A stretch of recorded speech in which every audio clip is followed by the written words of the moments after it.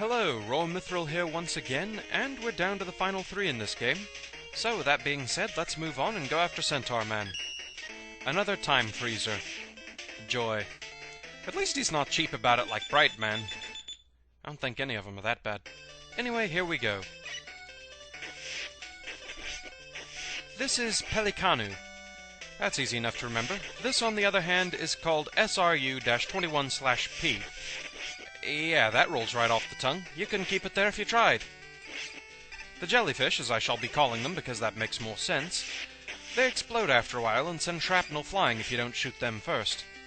Pelikanu, meanwhile, drops fish on you that you can shoot for power-ups. And into the water we go.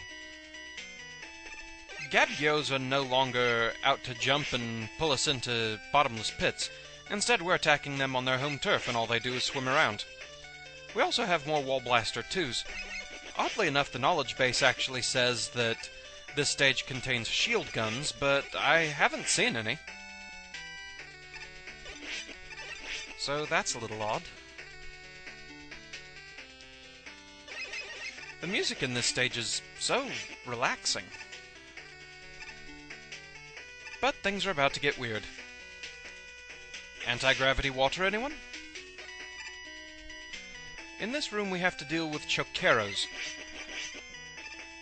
My friend refers to them as anti-gravity Mr. Potato Heads, and they do kind of look that way sometimes. As you can see, they can make use of the water jumping physics, so one of my viewers, Pink Kitty Rose, actually says it's pretty advantageous to wait until the water is too high up for them to reach it before you go after them. But we're good. Hey, Pukar. I don't have any oil to ping you into this time, so just get out of my way.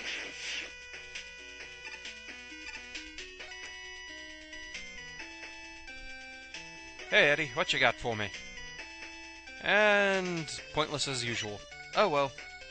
He does at least sometimes give me extra lives or E-tanks. And this is a submarine flyer. Yes, a submarine that disguises itself as a cloud.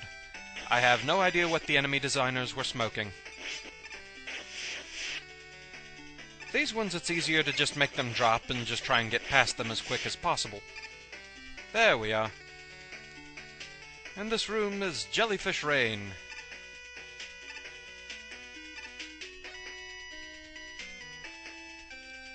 Squidon? I thought I left you back in Blizzard Man's stage.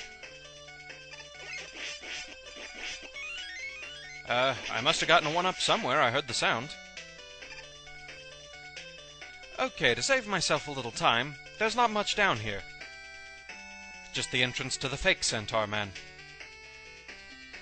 If you want to get to the real one, you have to fly. Whee!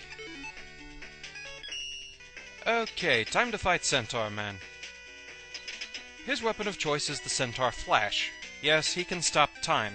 He can also teleport and fire a spreading Danmaku kind of shot. Your best strategy is to stay in the center of the room as much as possible. If you stay in the center, his spread shot actually cannot hit you, and it gives you enough time to get out of the way if he runs. If he teleports, just get out of the way for a while. He pretty much homes in on wherever you were when he fully disappeared. Pretty much the toughest thing about this fight is just that he has a large hitbox, so sometimes it can be kind of hard to clear him as he's running under you.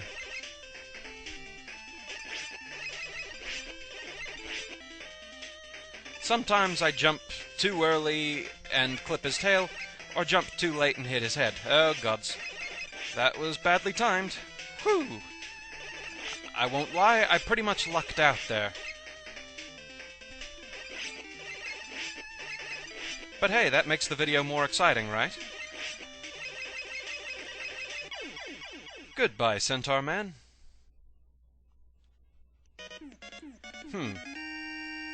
I just destroyed a mythological creature. Does that make me a Mythbuster?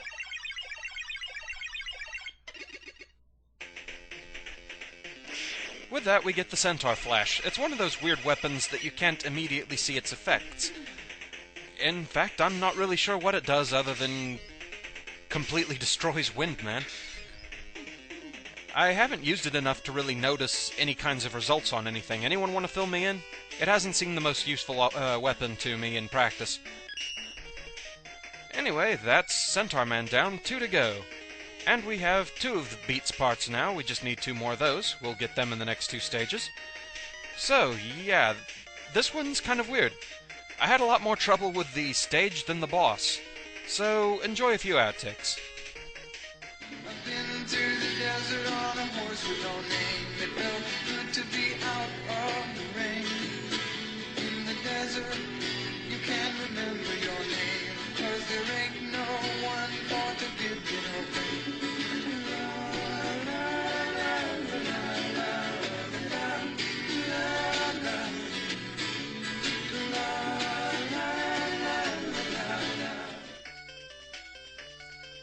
Squid on?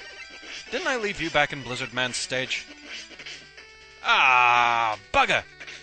My friend, I think, says they look kind of like Mr. Potato Heads. They kind of do.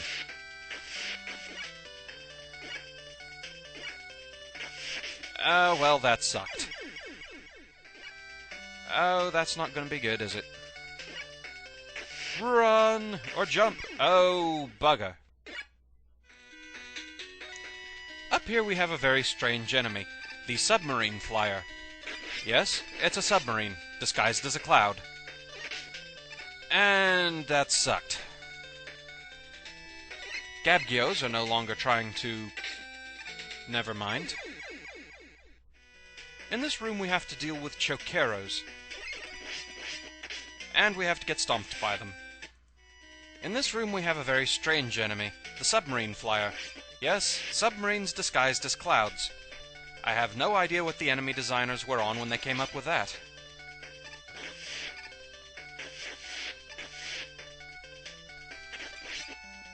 They take 3 hits to destroy, and they can be really annoying. So yeah, this one was a bit weird. Like I said before the outtakes, the stage itself was actually more annoying than the boss, at least once you get the hang of him. As such, I give Centaur Man a 3 out of 10. His stage, that's where most of the challenge really comes from. The main areas that can be problematic, there's the room with the anti-gravity water. The choqueros, if you aren't careful getting past them, one will land on you as it does spastic jumping through the water. That's all there is to it.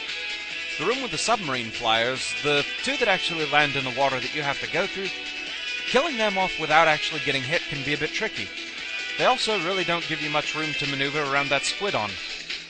Kinda strange, it breaks that rule of 2 as far as mini-bosses are concerned, but what are you gonna do?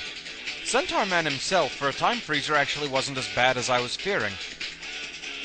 The main issues with him is just figuring out how his teleportation works, and also, getting good at being able to jump over that bulkier body. That part's not always too easy.